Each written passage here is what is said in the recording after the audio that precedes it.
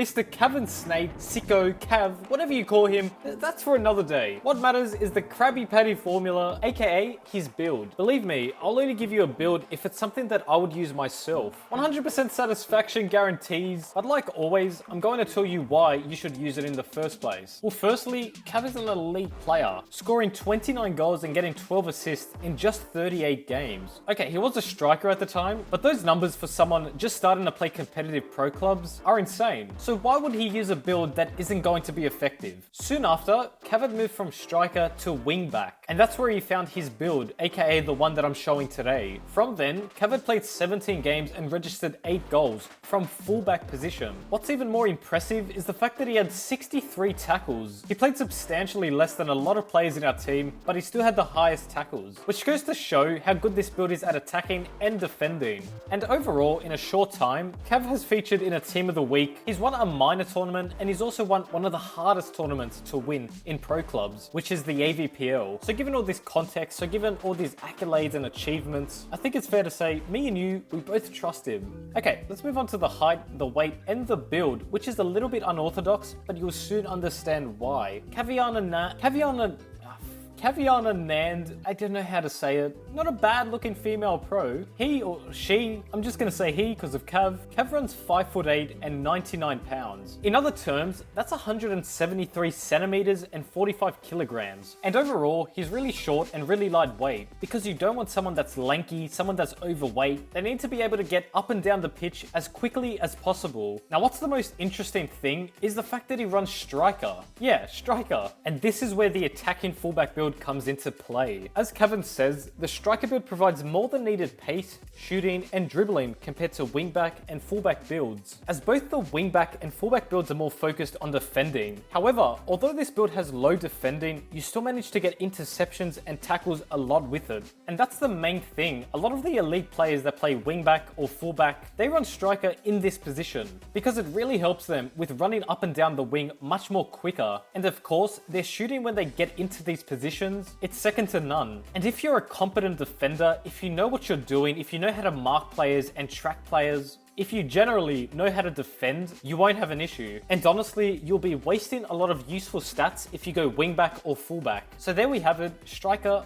5'8" and 99 pounds. Now, let's move on to the skill tree and where he's put his traits. Now, a lot of you will be thinking, you're an idiot. However, once I explain what gives this build the advantages over other fullback and wingback traditional builds, you'll understand why. Don't worry, it took me a little while too. Kevin has 10 diving, and honestly, if you see the amount of penalties with regards to pace, max it out, don't even muck around with this. By doing so, and by achieving the cheetah archetype, you're going to get 95 acceleration and 95 sprint speed. Think about that for a second, that's incredible. You're insanely quick, you're Lightning McQueen type of speed, and you see it on the pitch up against a lot of other builds, especially other fullback builds. Now talking shooting, you need to apply 2 finishing and volleying traits, alongside 2 long shots and 1 weak foot trait. This will enable you to get a whopping 89 finishing. Your shot power hits a good 73 and your long shots hit 82. And that sort of justifies all of the stats that I showed you earlier and why Kevin scored so many goals. Avoid penalties, avoid free kicks, it's just unnecessary. Now Kevin has 0 passing on. Yeah,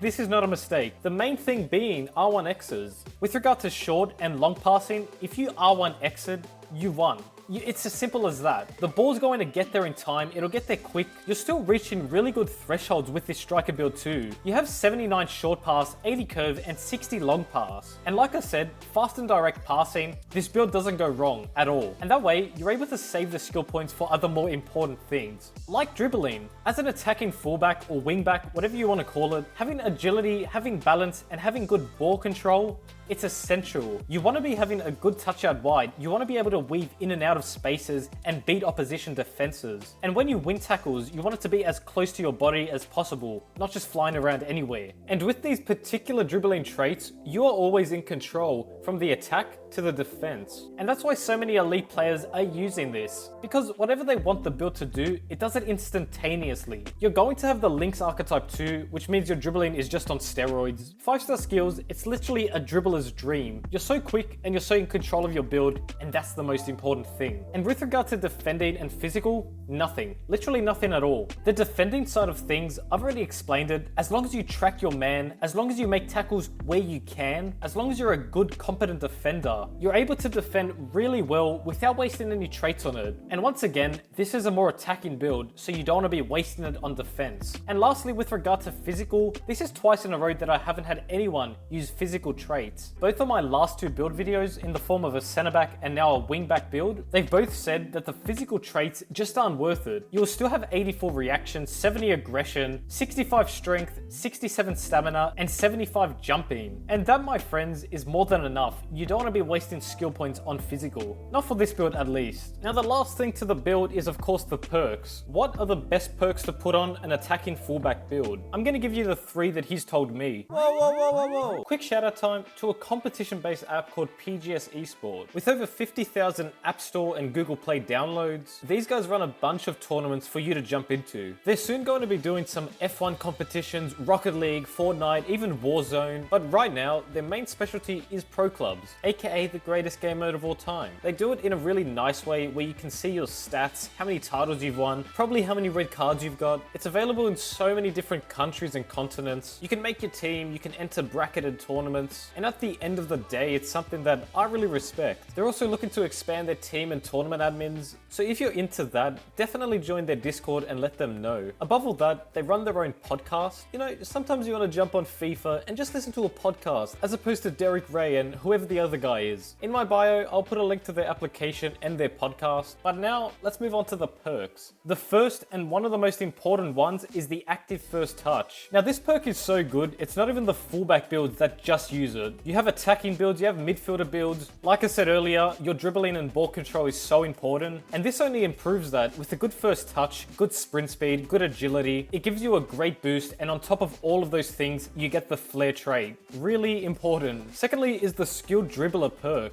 With again added dribbling stats, your guy, it's like you're using R9 or Neymar or Eusebio. I don't need to tell you again, just like the other perk, dribbling is so important, and with this build, it's dribbling on steroids. Now the last perk, if you've hit level 23, firstly you're insane, secondly you need the tireless runner. With the second wind and the solid player traits, you just get so much boosted stamina, and it's so effective from the 75th minute onwards, especially if you're playing in extra time. Plus, your guy gets added physical, which is a nice little touch. And that just about wraps it up. It's about 30 degrees in Australia. I'm boiling hot, but wherever you are located, thank you for watching this long. If you want to talk how to operate as an attacking wingback, feel free to hit up the Discord. You can talk other positions, you can talk about builds in general, you can look at Greta Thunberg lookalikes, but nevertheless, enjoy the build and enjoy a bit of ProClubs.